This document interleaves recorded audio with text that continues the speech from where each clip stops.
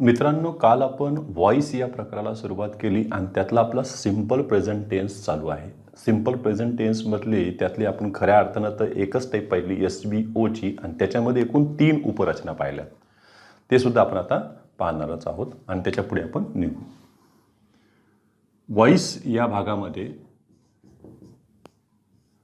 आपण सगळ्यात पहिले सिंपल प्रेझेंट टेन्सला चालू केले.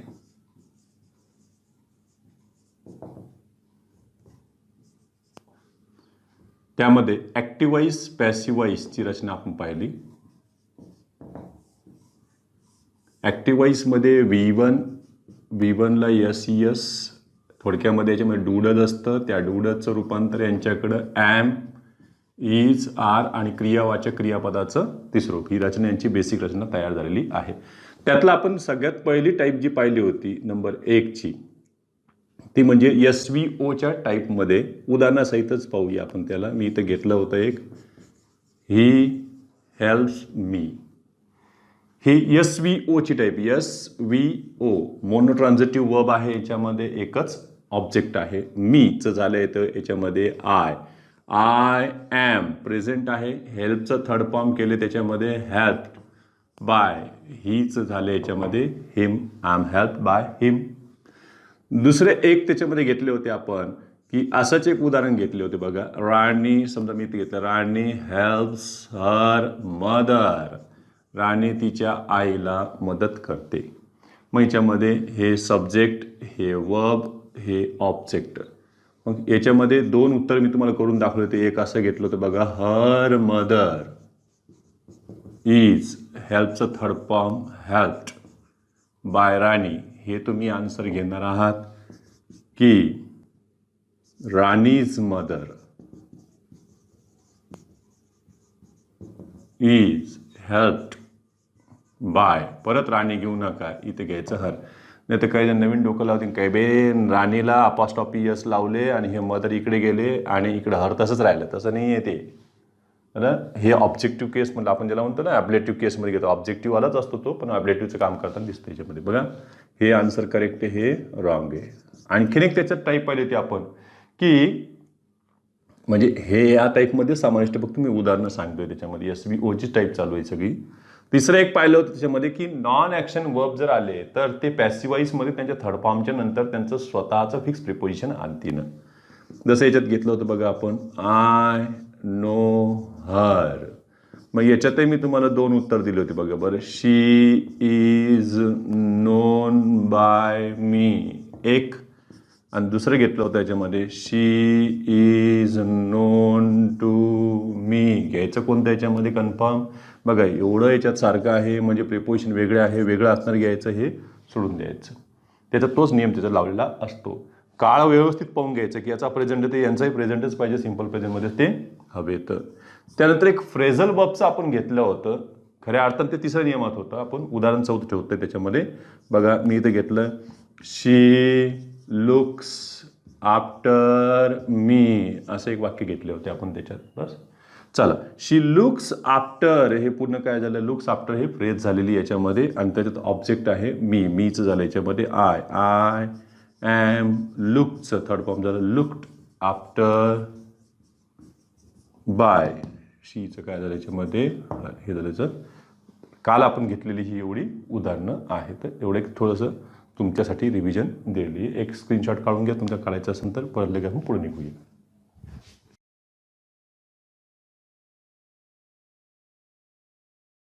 चौथा नियम आहे हा वाक्यात, म्हणजे ॲक्टिव्ह वॉइसच्या वाक्यात. ॲक्टिव्ह वॉइसमध्ये वाक्यात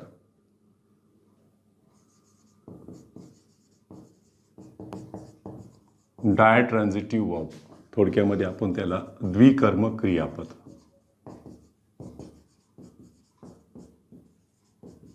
आल्यास, आल्यास व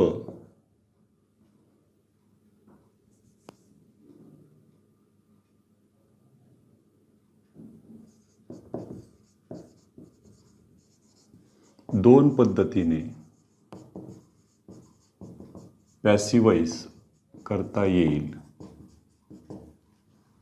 आता केव्हा करता येईल ते पण महत्त्वाचे बघा. दोन पद्धतीनं पॅसिव्ह वॉइस करता येईल. कसे? यासाठी इनडायरेक्ट ऑब्जेक्ट, ज्याला आपण अप्रत्यक्ष कर्म म्हणतो, यासाठी इनडायरेक्ट ऑब्जेक्ट नंतर डायरेक्ट ऑब्जेक्ट प्रत्यक्ष कर्म येणे गरजेचे असते. म्हणजे यांचा क्रमच तसा पाहिजे तरच दोन वेळेस त्याचं पॅसिव्ह वॉइस होईल. एकदा इनडायरेक्ट ऑब्जेक्टचं आपण कर्त्यामध्ये रूपांतर करून त्याला घेऊया, नंतर डायरेक्ट ऑब्जेक्टला एकदा घेऊया. ही पद्धती त्यांच्यामध्ये आहे. परत पहा, दोन पद्धतीने कसं होणार. पहिली पद्धत त्याच्यामध्ये ए,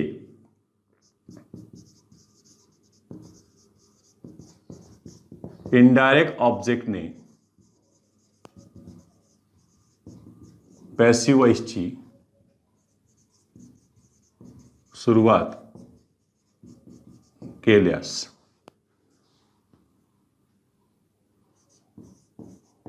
V3 नंतर कोणत्याही प्रेपोजिशन विना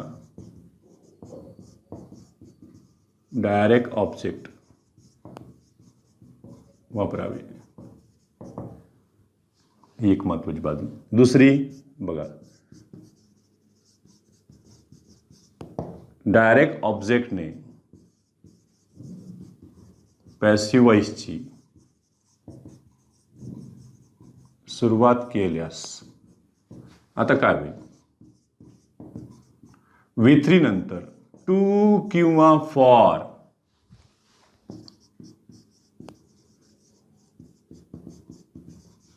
या प्रिपोजिशनने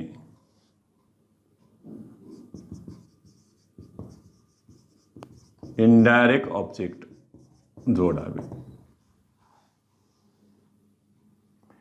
त्याच्यानंतर तुम्ही त्याचा वापर करा. म्हणजे हे प्रिपोजिशनल ऑब्जेक्टमध्ये काय होईल, त्याचा चेंज होऊन जाईल त्यावेळेला टू किंवा फॉर नंतर. हे महत्त्वाचं आहे.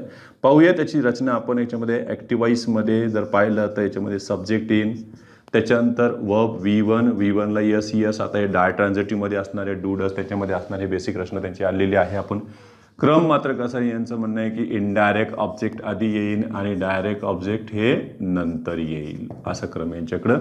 थोडक्यामध्ये ह्या टाईपला आपण SVOO ची टाईप म्हणतो. SVOO. त्याच्यात पहा, पॅसिव्ह वॉइस करताना याची पहिली पद्धत आपण घेतली होती की हे जर इनडायरेक्ट ऑब्जेक्ट सुरुवातीला आलं म्हणजे हे याच्यातलं सब्जेक्टच असताना फक्त कळण्यासाठी मी याला ब्रॅकेटमध्ये लिहून ठेवतो इनडायरेक्ट ऑब्जेक्ट पॅसिव्ह वॉइस म्हटलं.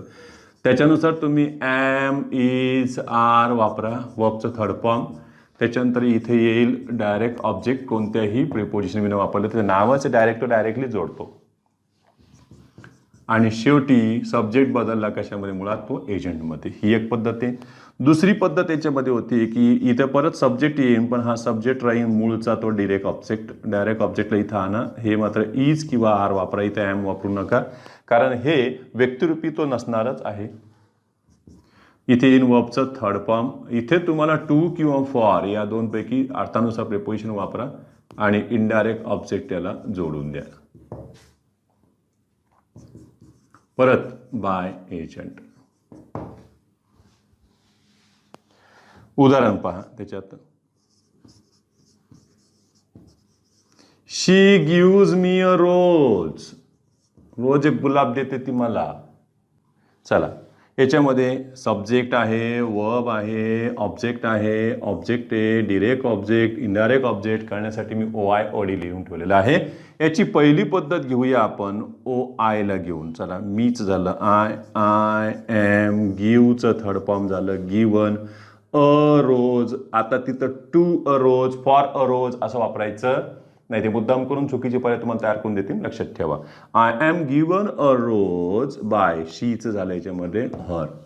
दुसरी पद्धत जर तुम्हाला घ्यायची असेल डायरेक्ट ऑब्जेक्टला तर त्याला घ्या. अ रोज इज, गिव्हचं third form given, to me, मला दिलं तिनं सरळ बघा, टू मी बाय शीचं झालं याच्यामध्ये हर. हे उदाहरण त्याच्यात घेता येईल. परत पुढे पहा.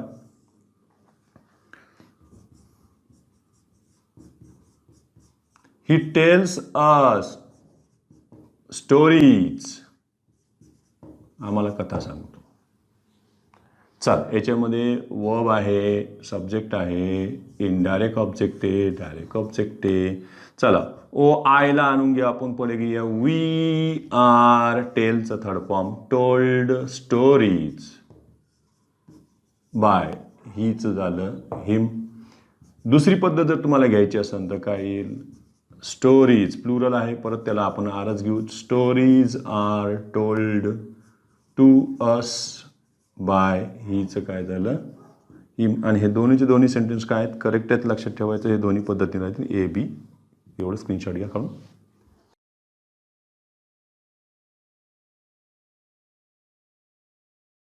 आणि याच्यातलंच महत्त्वाचा आणखीन बघा. परंतु डाय ट्रान्झिटिव्ह वर्ब नंतर बघा. परंतु वर्ब नंतर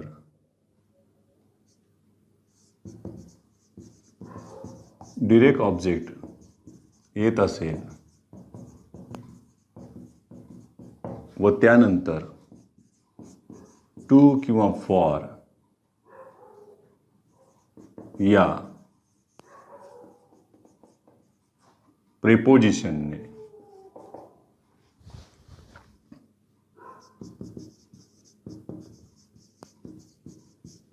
इनडायरेक्ट ऑब्जेक्ट जोडले जात असेल, म्हणजे संबंध दाखवायसाठी त्यांना आणले, तेव्हा फक्त डिरेक्ट ऑब्जेक्टलाच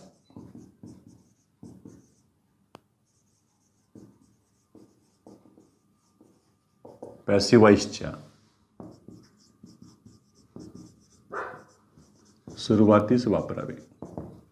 थोडक्यात प्रेपोजिशनल ऑब्जेक्टचा वापर करू नये, त्यांना तिथे घेता येणार नाही. बघूया त्यांच्यामध्ये परत आपला तोच पॅटर्न आलेला आहे. सब्जेक्ट आहे, याच्यामध्ये वर्ब आहे, डायरेक्ट ऑब्जेक्ट आधी येऊन बसलंय आणि टू किंवा फॉर या प्रेपोजिशननं इनडायरेक्ट ऑब्जेक्ट याच्यात वापरलं गेलेलं आहे. हे झालं प्रेपोजिशनल ऑब्जेक्ट, याला घेता येणार नाहीये. पॅसिव्हाइज फक्त एकाच पद्धतीने करता येईल, ते म्हणजे इथं परत एकदा तुम्ही सब्जेक्टच्या रूपात डिरेक्ट ऑब्जेक्टला घेतलेला आहे. त्यानुसार तुम्ही इज किंवा आरचा वापर करा. वर्बचं थर्ड फॉर्म. टू किंवा फॉर याला परत आता पुन्हा टू वापरू नका, जे आहे तेच त्यांचं सादर करा. बाय सब्जेक्ट बदला मूळचा एजंटमध्ये. चला, एक्झाम्पलमध्ये आपण जे घेतलं होतं उदाहरण तेच बघा. शी gives a rose to me. ऑलरेडीच इथं काय झालं बघा, टू मी. मग याच्यामध्ये एकाच पद्धतीने घेता येईल तुम्हाला. अ रोज इज गिवन टू मी. परत टू वापरू नका. बाय. शीचं काय झालं याच्यामध्ये? हर. दुसरं, my father brings chocolates for us. आमच्यासाठी ते आणतात. बरं, ठीक आहे. इकडे घ्या, चॉकोलेट्स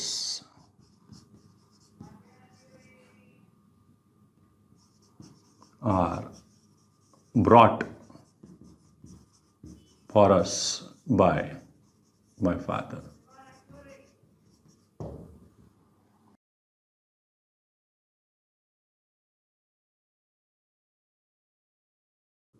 पाचवा नियम आहे तो म्हणजे कंपाऊंड सेंटेन्सचा. कंपाऊंड सेंटेन्समध्ये दोन वर्ब जर सिम्पल प्रेझेंटमध्येच असतील तर मग त्यांचं तुम्ही पॅसिव्हाइज कसं करणार आहे तर ते आपण पाहूया. बघा याच्यामध्ये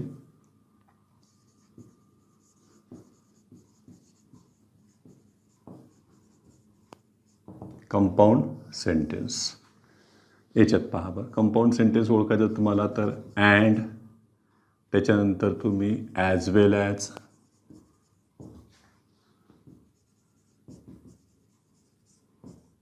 नॉट ओनली बट ऑल्सो, तुम्ही यांचा वापर करू शकता याच्यात.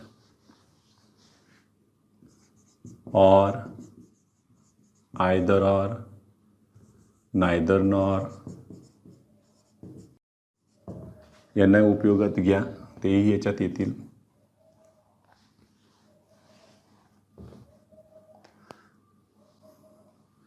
कंपाऊंड सेंटेन्समध्ये बघा, यात कर्ता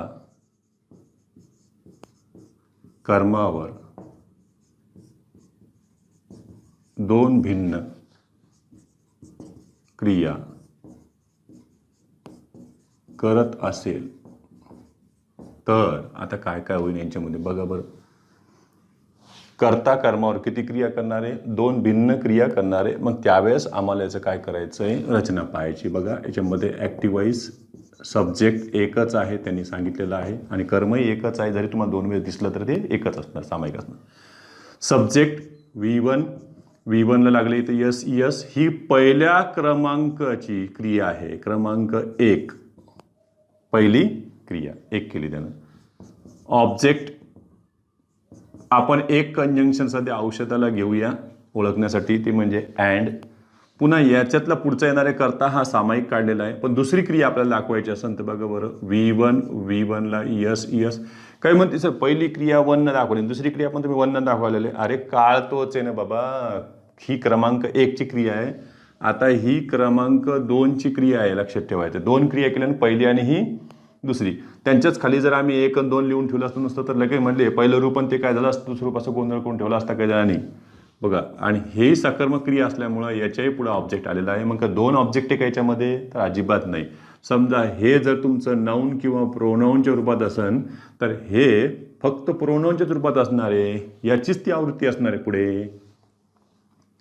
आता यांच्यामध्ये पॅसिवाईज करत असताना काय होईल, यांच्यामध्ये जे इथलं ऑब्जेक्ट आहे त्याला आधी आणा. मग ते नाऊनच्या रूपात असो का प्रोनाऊनच्या रूपात असतो. मग हे आलं याच्यातलं सब्जेक्ट म्हणजे हे कोण आलेलं आहे, हे ऑब्जेक्ट, इथलं ऑब्जेक्ट आलेलं आहे. याच्यामध्ये वाटतं दाखवून देतो, हे असं आलेलं आहे. पुढे यानुसार करा. ही पहिल्या क्रियेसाठी आम्ही घेतले बघा बरं, ॲम, इज, आर, वर्बचं थर्ड फॉर्म. जरी मी इथं थर्ड फॉर्म लिहिलं तरी हे कोणती क्रिया आहे, पहिली क्रियेवालाच थर्ड फॉर्म घ्यायचं आहे. त्याच्यानंतर कंजंक्शन घेतलं अँड. आता परत हे ऑब्जेक्टला इथं आणायचं आहे का आपल्याला, तर नाही आहे, वेगळा नाही आहे, हे आणि हे सारखेच आहेत, त्याच्यामुळे हे एकदाच आलेले आहेत.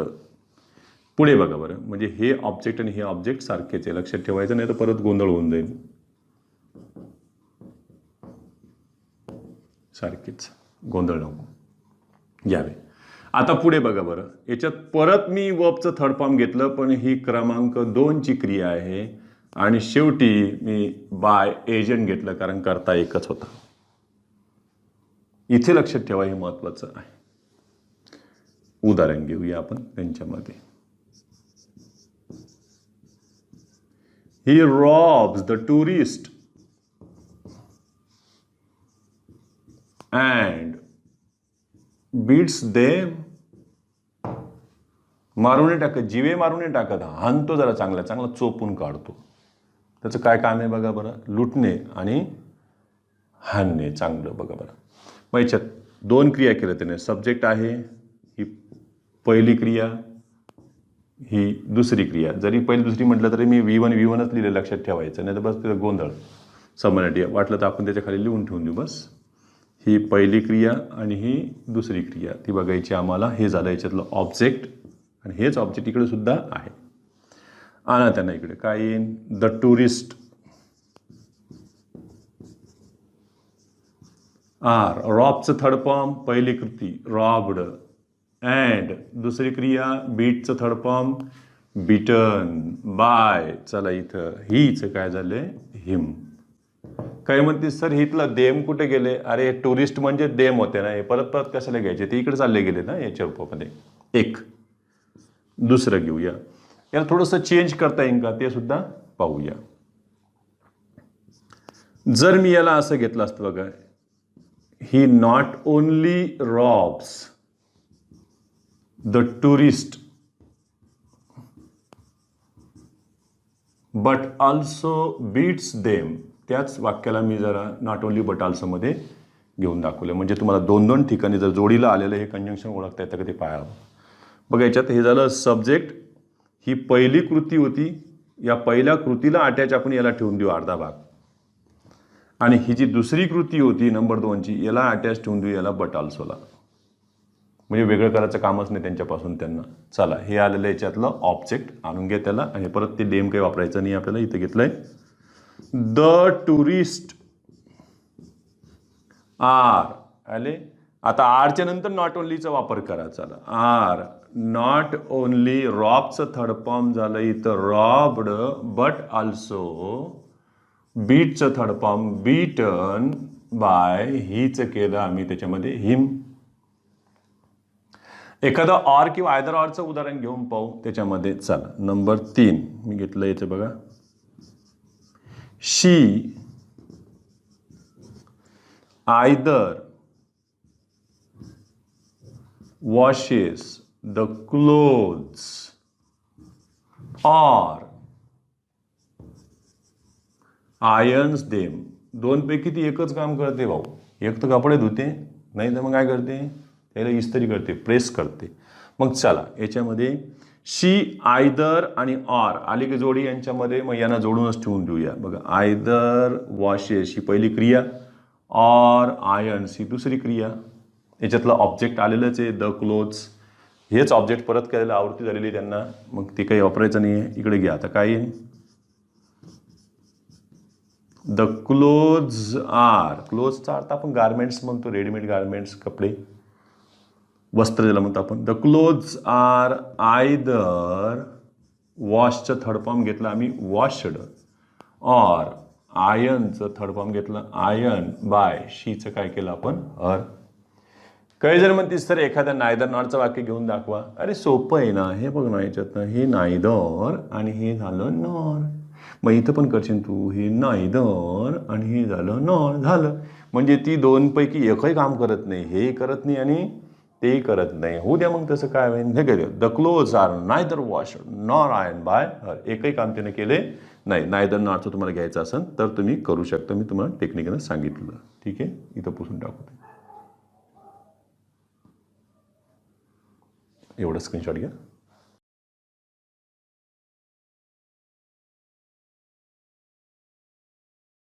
पुन्हा एकदा कंपाऊंडचीच टाईप आहे. कंपाऊंड सेंटेन्समध्ये याला फक्त अँड हेच कंजंक्शन लागेल, बाकीचे लागणार नाही. तर या कंपाऊंड सेंटेन्समध्ये बघा,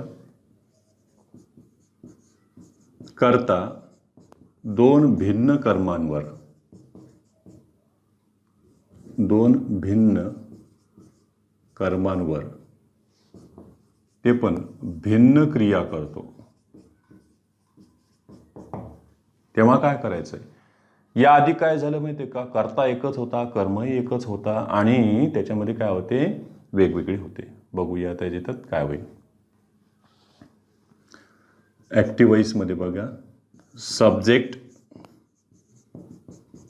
V1, V1ला SES, हे झालं क्रमांक 1ची क्रिया. त्यांनी ऑब्जेक्ट क्रमांक 1 वर केली. बघा बरं का, आता पहिल्यावर म्हणजे ही क्रिया याच्यावर केली, यानं दोन भिन्न क्रिया केल्या करताना. पहिली याच्यावर केली आणि आता परत कंजंक्शन आपण अँड दुसरी क्रिया घेऊ. आता V1 का तोच आहे त्याच्यामुळे मी V1 वापरतोय. ही क्रमांक 2ची क्रिया आहे, लक्षात ठेवायचं. कोणावर केली, अरे ऑब्जेक्ट क्रमांक 2 आहे ना. याचा अर्थ आता हे सारखे नाही आहेत, हे भिन्न झालेले आहेत, लक्षात ठेवायचे, नाही तर बस गोंधळायचे. हे भिन्न आहे, आता सारखे नाही आहेत. म्हणजे 2 वेळेस त्याच्यात व्हॉइस व्हायला पाहिजे. आता असं समजा ना, सरळ सरळ हेच सब्जेक्ट परत इथं जर लावलं असतं तर 2 भिन्न वाक्य तयार झालं असते. अँडला काउंट टाकलं तर इथे फुलस्टॉप लावलं असतं, तिकडचा फुलस्टॉप आहेच, 2 झाले असते, 2 वेळेस करावं लागलं असतं. तसंच त्याच्यामध्ये आहे. पॅसिव्ह व्हॉइसमध्ये काय होईल, हे पहिलं घ्या रे बाबा याच्यात. मग मी इथे घेतलं बघा सब्जेक्ट. हे सब्जेक्ट म्हणजे कोणता आहे तुमचा, ऑब्जेक्ट नंबर 1 हा इथं आला सब्जेक्ट म्हणून. त्याच्यासाठी घ्या तुम्ही एम, इज, आर, वर्बचं थर्ड फॉर्म अँड. आता परत हे ऑब्जेक्ट इथं आणा, मग यालाही आपण इथलं सब्जेक्टच म्हणू. हे ऑब्जेक्ट नंबर 2 याच्यानुसार पण घ्या एम, इज, आर, वर्बचं थर्ड फॉर्म, आणि शेवटी आम्ही वापरला bye agent.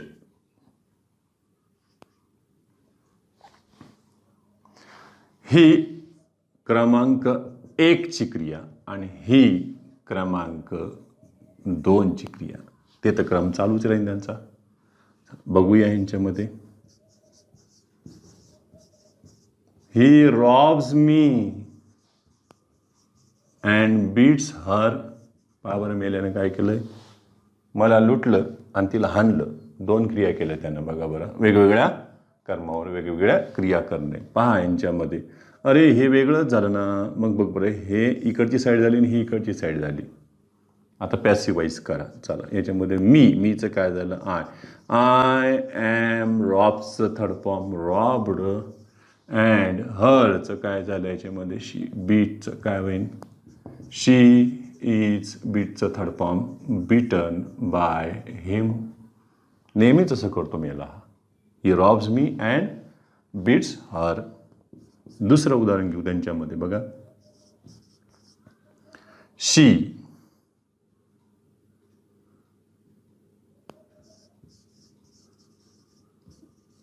opens the gate and sweeps the classrooms. दारही तीच उघडते, गेटे म्हणजे गेटही तीच उघडते आणि पुढचे क्लासरूम्स ती स्वच्छ करते. 2 क्रिया करते. बघ बरं याच्यामध्ये opens the gate 1 number, sweeps the classroom दुसरी क्रिया तिने केली. 2 क्रिया केल्या. कोणत्या कोणत्या, चालूया. The gate is openचं third form opened and the classrooms are sweepचं थर्ड फॉर्म swept by. केलं कोणी तिनं, हर. ते तुम्ही तिथे घेऊ शकता. बघा, ही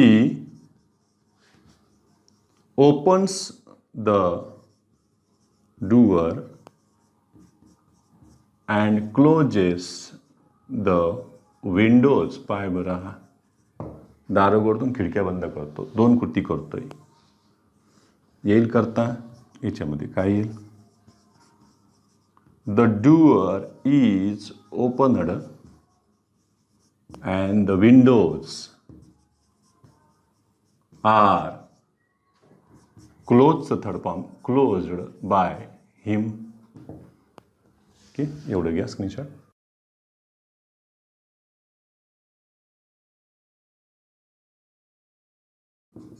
सातवी टाईप आहे ती म्हणजे निगेशनची. बघा, म्हणजे नकारार्थी विधानाचं तुम्हाला व्हॉइस करायचं असेल तर पॅसिव्ह व्हॉइस करताना बघा, नकारार्थी वाक्याचे पॅसिव्ह व्हॉइस करताना यामध्ये तुम्ही जर पाहिलं तर नॉट हे ॲडवर्ब वापरले जाईल. नेवर हे ॲडवर्ब येऊ शकते. त्याच्यानंतर नन सारखे प्रोनाऊन येऊ शकते. त्याच्यामध्ये नायदर वापरता येईल तुम्हाला. नथिंग वापरता येईल. नो वन, नो बडी यासाठी बघा सगळे न यन्न सुरू झाले तेही वापरता येईल. नकाराचा बोध त्याच्यातून होत राहील. तसंच तुम्हाला यामध्ये नकारार्थीमध्ये येणारं एक आहे तो म्हणजे सेल्डम, हार्डली, स्केअर्सली, रेअरली, बेअरली हे सुद्धा याच्यात तुम्हाला वापरता येतील. तर सर्वात पहिले आपण एक काम करूया, नॉटचे उदाहरणाचा नियम पाहूया. मग बाकीचे आपण लागू होतं की तो बघूया. काही कारण याच्यामध्ये काही ॲडवर्ब्स आहेत, काही ॲडजेक्टिव्हचं काम करू शकतात, काही प्रोनाऊनचं काम करू शकतात. चला, यामध्ये ॲक्टिव्ह व्हॉइसमध्ये सब्जेक्ट हे नॉटसाठी आम्हाला सहाय्यकारी क्रियापद आवश्यक आहेच. मग याच्यामध्ये बघा बरं, डू नॉट किंवा डज नॉट आले याच्यामध्ये. आणि इकडं बेस फॉर्म घ्या क्रियापदाचे मूळ रूप इथे आले ऑब्जेक्ट. ही सध्या आम्ही SVOची टाईप घेतलेली आहे. या आधीच्या 6 टाईपमध्ये यांचा उपयोग तुम्हाला करता येईल. 6 टाईप घेतले त्याच्या. बघा, पॅसिव्ह व्हॉइसमध्ये हे सब्जेक्ट म्हणजे मुळातलं ते कोण आहे तिकडचं ऑब्जेक्टनुसार तुम्ही घ्या. मग याच्यामध्ये बघा बरं, तुम्हाला am not is not me बरं 3 वेळेस लिहून दाखवलं का 3 वेळेस नॉट नाही घ्यायचे त्यांच्यामध्ये, त्यानुसार घ्या. झालं. त्याच्यानंतर वर्बचं थर्ड फॉर्म आणि बाय याच्यात आले बघा बरं एजंट. उदाहरण पहा. आता काही आपण बायचे उदाहरणं घेऊ, काही आपण नॉन ॲक्शन वर्ब असतील त्यांचे उदाहरणं घेऊ. या सगळ्यांसाठी हा नियम लागू करून टाकू. पुढे जाऊन बघा. He does not help me. आधी घेतलं होतं आपण ही हेल्प मी, तो मला नेहमी मदत करतो. आता काय करतो, मला मदत करत नाही. चला, याच्यामध्ये सब्जेक्ट आहे, हे एवढं मोठं वर्ब आहे आणि हे ऑब्जेक्टिव्ह मीच झालं. I am not. हेल्पचं थर्ड फॉर्म हेल्प्ड बाय. हिचं काय झालं त्याच्यामध्ये हिम. चला दुसरं उदाहरण पाहू. She does not know me. अरे ती मला ओळखत नाही. मी तिला ओळखतो पण ती मला ओळखत नाही. मोठा प्रॉब्लेम झाला बघा आता. चला मग आता याचं 2 पद्धतीने मी तुम्हाला आन्सर्स देतो. पण करेक्ट आन्सर कोणतं येतं. इथं झालं मीचं काय झालं I am not known by her. आणि दुसरं दिलं I am not known to her. मग कोणतं घ्यायचं आहे. पॅसिव्हमध्ये नोन टू असतं. चला हे घेतलं, हे चुकलं. त्या पद्धतीनं पुढे निघूया. की दुसरे आपण वापरून पाहू. शी नेवर बीट्स मी. अरे ती मला कधीच मारत नाही. मग चल मीचं काय झालं आय ॲम नेवर. ॲडवर्ब आलं इथं. बीटचं थर्ड फॉर्म बीटन बाय. शीचं काय झालं इथं हर. चौथं उदाहरण.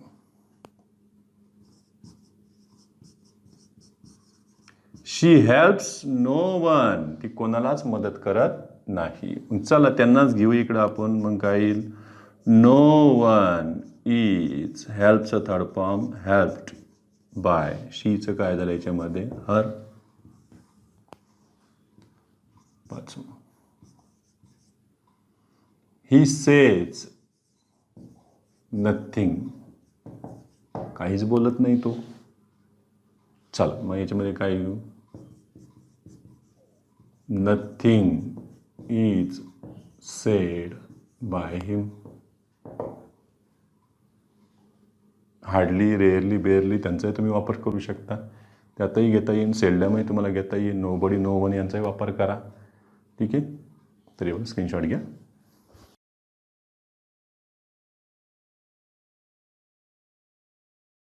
महत्त्वाची परीक्षकांच्या जास्त आवडते ते म्हणजे इंटरागेटिव्ह सेंटेन्स. कारण तिथं रचनेमध्ये 100% विद्यार्थ्यांचा गोंधळ होतो आणि करता येतो. तेवढे पर्यायसुद्धा निर्माण करता येतात. पहा त्यामध्ये खास करून आपण पाहतो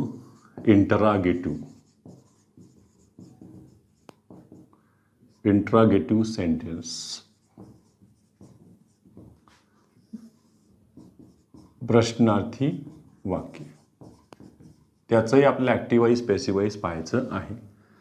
इंट्रागेटिव्हमध्ये सुद्धा आपण 2 पद्धतीची रचना पाहतो. एक असतं वर्बल क्वेश्चन आणि एक असतं इन्फॉर्मेटिव्ह क्वेश्चन, ज्याला आपण WH क्वेश्चन्स म्हणतो. बघा यातही तुम्हाला अभ्यासता येईल. पहिलं ते म्हणजे वर्बल क्वेश्चन.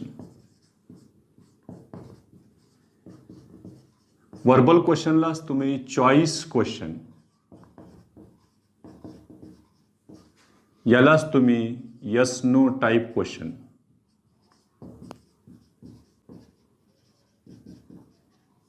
हे तुम्हाला अभ्यासता येईल याच्यामध्ये.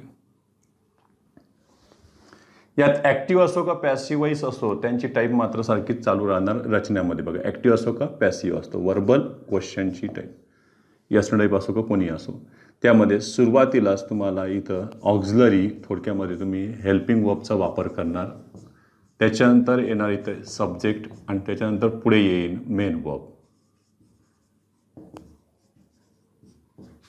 हे चालूच राहील. आता आपल्याला ऑब्जेक्ट हवा असेल तर तुम्ही ऑब्जेक्ट घेऊ शकता. म्हणजे ही सध्या ॲक्टिव्हाईजची रचना झालेली आहे. पॅसिव्हाईजमध्ये हे ऑब्जेक्ट तुमचं इथं सब्जेक्टच्या ठिकाणी येईल. इथलं तुम्हाला रूप बदलावं लागेल आणि इकडे मेन वर्ब तुम्हाला बदलावे लागेल. ते नियमानं येत राहील. मग या ठिकाणी जर पाहिलं तुम्ही कोण कोण येऊ शकतं हेल्पिंग वर्ब म्हणून. हे सगळ्यांसाठीच रचना आहे. असं काही नाही की हे प्रेझेंटची तर प्रेझेंटलाच नाही, तसं नाही, कोणासाठी पण चालू राहील. पुढे इथे बघा हेल्पिंग वर्बमध्ये तुम्ही इथे डूची रूपे वापरू शकता, त्याच्यानंतर तुम्ही हॅवची रूपे वापरू शकता, इथं तुम्ही बीची रूपे वापरू शकता, इथं तुम्ही मॉडल ऑक्झिलरी देखील वापरू शकता. ही रचना सगळ्यांसारखी सारखी राहणार आहे. असं काही नाही, फक्त ऑब्जेक्ट येईन किंवा येणार नाही. काही वेळेस असं ना की मेन वर्ब सुद्धा येणार नाही, हे स्वतः मेन वर्बचं काम करतील तर त्यांनाही तिथं वापरता येईल. दुसरी एक रचना आहे त्यांच्यामध्ये, ती म्हणजे WH टाईप क्वेश्चनची. बघा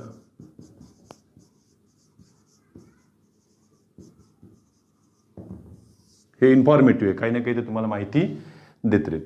जर तुम्हाला कर्त्याविषयीच माहिती घ्यायची, जर तुम्हाला कर्ता किंवा कर्म ह्या दोघांनाही डिस्टर्ब न करता स्थळ काळ रीत यांची जर माहिती घ्यायची असेल तर त्याच्यासाठी बघा बरं, पहिला आहे तर एक WH वर्ड्स तुम्हाला वापरता येईल, ते म्हणजे वेअर, व्हॅन, वाय, हाऊ यांच्यासाठी तुम्हाला प्रश्न तयार करता येईल. रचना सुद्धा यांच्याकडे तयार व्हायला लागली. बघा यातला तुम्ही कोणताही एक WH वर्ड घ्या, त्याच्यानंतर तुम्हाला हेल्पिंग वर्ब कंपल्सरी लागेल, परत सब्जेक्ट, त्याच्यानंतर मेन वर्ब, ऑब्जेक्ट असेल तर ऑब्जेक्ट घ्या, क्वेश्चन मार्क. ही रचना राहील तुमची. सध्या आपण ॲक्टिव्ह वॉइसच्या रचनेसाठी त्याला पाहतोय, कारण यांनाच आपल्याला पॅसिव्ह वॉइसमध्ये घेऊन जायचं आहे. एक म्हणजे ही दोस्ती तोडायची नाही, लक्षात ठेवायचं नाही तर गोंधळायचं सगळा. WH वर्ड याच्यामध्ये आम्ही सब्जेक्ट ऑब्जेक्टला कुठे डिस्टर्ब केलेलं नाही आहे. त्याला स्थळ, त्याच्यानंतर काळ, तुम्ही कारणाचा बोध करून द्यायचा, तुम्हाला रीत माहीत करून घ्यायची तर यांचा वापर करा. वन, त्याच्यामध्ये वेअर, व्हॅन, वाय, हाऊचा वापर करा. एक दुसरं जे आहे ते म्हणजे कर्त्याविषयी जर तुम्हाला माहिती घ्यायची असेल तर बघा बरं, सरळ सरळ तुम्ही हू याच्यावर प्रश्न कसा तयार करणार आहे की हू हे इथं सब्जेक्टच्याच ठिकाणी येईल, हू. त्याच्यानंतर इथले हेल्पिंग वर्ब, मेन वर्ब हे कधी कधी एकत्र दिसले तर दिसू द्या. पुढे ऑब्जेक्ट, क्वेश्चन मार्क. काय म्हणतील सर याच्यामध्ये ऑब्जेक्ट आहे, वर्ब आहे, सब्जेक्टच गायब झाला आहे ना. हा काय WH वर्ड हाच आपण ज्याला इंटरोगेटिव्ह प्रोनाउन म्हणतो, हा सब्जेक्टचं काम करतोय, तो सब्जेक्टिव्ह केसमध्ये आहे. एक तिसरी गोष्ट, याच्यामध्ये हूच्या ठिकाणी आणखीन एक सब्जेक्टिव्हचं काम करू शकतोय, तो म्हणजे कोण बघा बरं, how, many plus plural noun. अशा या रचनेमध्ये सुद्धा तुम्हाला सब्जेक्ट आढळेल. आणि याच्या पुढे बघा बरं, परत हेल्पिंग वर्ब, मेन वर्ब आणि त्याच्या पुढं ऑब्जेक्ट. ही एक रचना आम्हाला अभ्यासायची आहे. बघा याच्यात ऑब्जेक्ट आहे, वर्ब आहे आणि हे कोण झालं याच्यातलं सब्जेक्ट. त्याच्यानंतर चौथी रचना, आता हे झालं बघा सब्जेक्ट विषयी माहिती झालं. इथं सब्जेक्ट ऑब्जेक्टला डिस्टर्ब न करता झालेले प्रश्न. आता आपण ऑब्जेक्टकडे वळतोय, ते सुद्धा पाहूया. हे सब्जेक्ट आलं तर आणखीन एक सब्जेक्ट त्याच्यामध्ये वस्तुरूपासाठी सुद्धा वापरलं जाईल. बघा यात येईन वॉट. वॉट आले, त्याच्यानंतर वॉट सुद्धा बघा बरं, हे सुद्धा हेल्पिंग वर्ब, मेन वर्ब हे एकत्र असले तर एकत्रच राहू द्या त्यांना. आणि परत पुढं ऑब्जेक्ट. ही एक टाईप राहील अभ्यासाची आम्हाला. हे स्वतःच कशाचं काम करतं याच्यामध्ये सब्जेक्ट. पाचव्या क्रमांकावर आहे whom plus helping verb plus subject plus main verb question mark. आता यात तुम्हाला सब्जेक्ट दिसतोय, हेल्पिंग वर्ब दिसतंय, मेन वर्ब दिसतंय, ऑब्जेक्टच गायब आहे. ऑब्जेक्ट गायब नाही, ऑब्जेक्ट आहे याच्यात. हा काय स्वतः ऑब्जेक्ट इथं प्रश्नाच्या सुरुवातीला आलेला आहे. ही एक पद्धत आपल्याला याच्यात अभ्यासता येईल. त्याच्यानंतर सहावी एक रचना आहे बघा, परत तुम्हाला यांना घेता येईल. वस्तुरूपातलं देखील ऑब्जेक्ट असू शकतं. What plus helping verb plus subject plus main verb question mark. म्हणजे सब्जेक्ट आहे हा स्वतःच कशाचं काम करताना दिसेल, याच्यामध्ये ऑब्जेक्टचं काम करताना दिसेल. आणखीन दोन टाईप पहा. सातवीमध्ये सब्जेक्टचं काम करताना कोण दिसतंय ते पण पहा. यात हुज प्लस नाऊन. हुज हे याच्यातलं इंटरॉगेटिव्ह ॲडजेक्टिव्हचं काम करते, नाऊनच्या आधी आलेलं आहे. त्याच्यानंतर आणखीन एक इंटरॉगेटिव्ह ॲडजेक्टिव्ह वापरलं आहे बघा, विच प्लस नाऊन. त्याच्यानंतर इथं येईल हेल्पिंग वर्ब, पुढे येईल मेन वर्ब आणि त्याच्या पुढं ऑब्जेक्ट. काही मते ना आता ही अशी कशी टाईप आली. मग हे बघा, हे वर्ब आहे, हे ऑब्जेक्ट आहे आणि एवढ्या मेंबरनं मिळून कशाचं काम केलं, इथे सब्जेक्टचं काम केले. आणखीन एक यांना ऑब्जेक्ट म्हणून सुद्धा वापरता येईल ना आपण. बघा बरं, हुज प्लस नाऊन, त्याच्यानंतर आलं इथं विच प्लस नाऊन आले, त्याच्यानंतर इथं हेल्पिंग वर्ब आले, सब्जेक्ट आले, मेन वर्ब आले, क्वेश्चन मार्क आले, ऑब्जेक्ट गायब झाले. ऑब्जेक्ट गायब नाही झाले, यांनीच काम केलं कशाचे, ऑब्जेक्टचे. असे यांचे हे 8 आणि 1 9 9 आणि आधीच्या 7 9 7 एकूण 16 टाईप पूर्ण होतात कशाच्या, सिंपल प्रेझेंट. एवढ्या याच्यातून आपल्याला जायचं आहे. तर एवढं एक स्क्रीनशॉट काढून घ्या.